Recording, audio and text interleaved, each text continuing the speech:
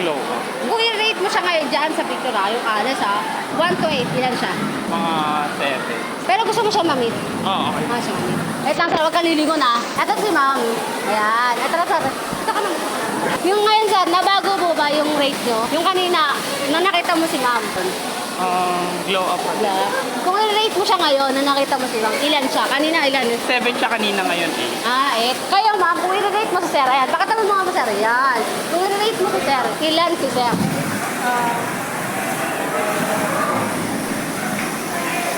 Okay ma'am, ilan siya ma'am? 4?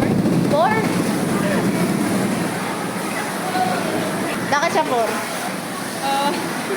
Sa taste mo. Pero bago tayo magtapos, ano po gusto mong sabihin sa jowa mo? Ayun lang, mahal ko siya. Maganda o ano, i-rate mo siya. Yung alin? Yung jowa mo ngayon.